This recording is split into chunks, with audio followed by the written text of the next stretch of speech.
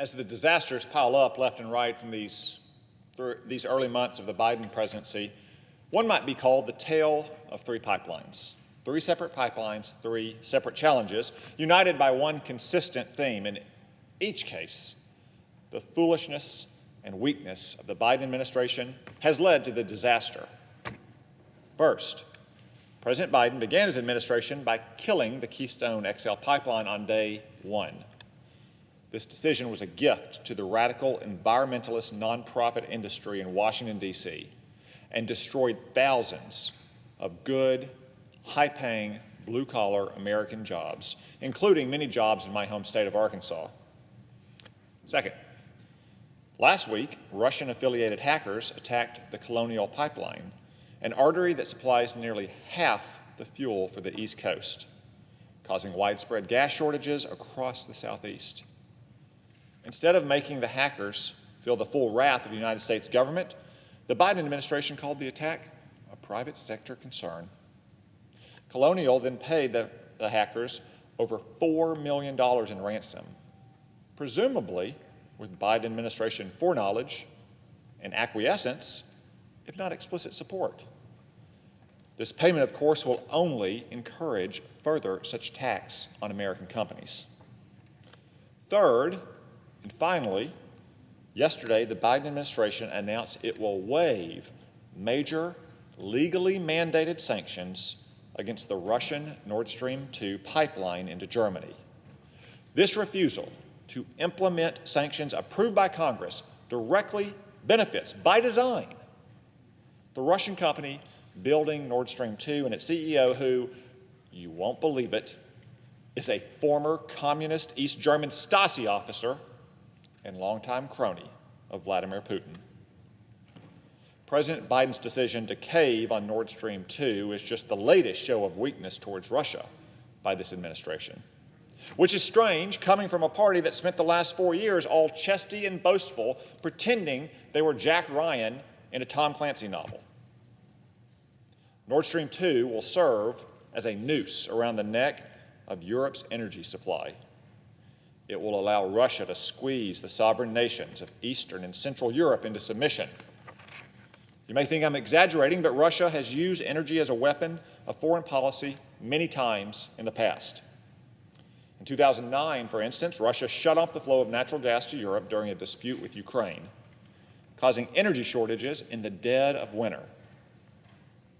Russia has reduced or shut off gas to Austria, Poland, Romania, Lithuania, and Slovakia whenever those countries have refused its demands or otherwise displeased the Kremlin. Nord Stream 2 will deepen Europe's addiction to Russian gas and make it ever more dependent on the dealer. All of Europe could suffer, but Ukraine would be hurt the most of all. If the Nord Stream 2 pipeline comes online, Russia could bypass Ukraine entirely. This would not only cost Ukraine's economy billions of dollars in transit fee, it would also give Russia the ability to isolate and starve this proud nation.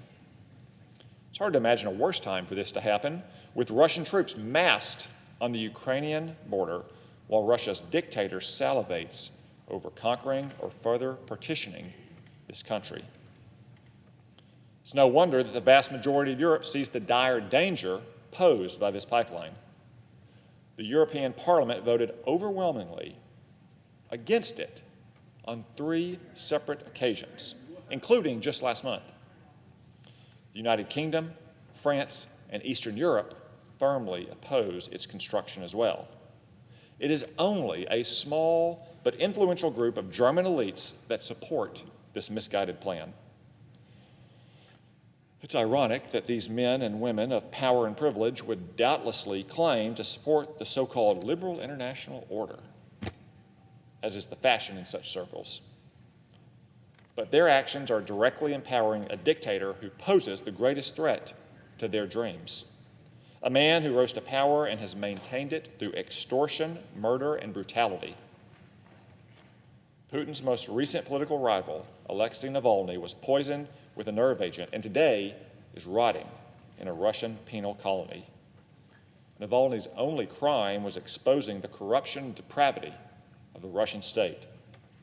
That President Biden wants to enrich and reward this very regime. Ultimately, the Nord Stream 2 pipeline is emblematic of the Biden administration's America Last foreign policy. But there's still time to stop it.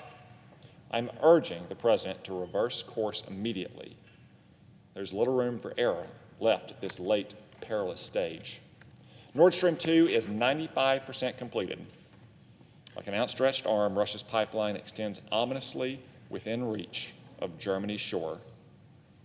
We have to move quickly and in concert with our allies to make sure it extends no further. This Russian pipeline is bad for America and bad for Europe.